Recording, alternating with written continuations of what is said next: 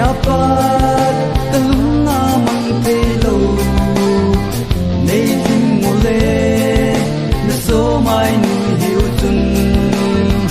Ka vitim ti pui Na mel hui na hi lung sun na lo dim me Nay hin ve o Na lung se ras vai kei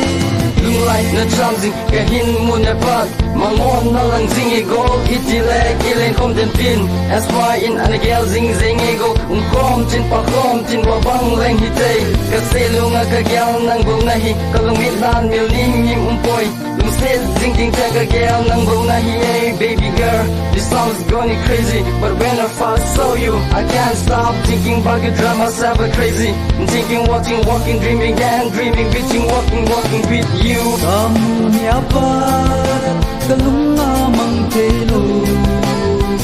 Nay tim mule Miso mai nui hiu chun Ka vitim ti pui Na mel hui na hi lung sung a lo dim me Nay hin ve o Mang se vai kei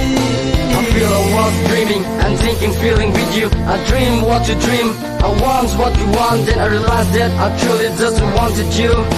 I couldn't tell you if I love you first movement I saw you, it just was a second or touch or thought But remember the first movement, look at you walking forward me and realize that somehow the rest of the world seemed to vanish When I first with you, didn't know, yeah I will wear your name on my heart till I die Because you were my girl, you were my only girl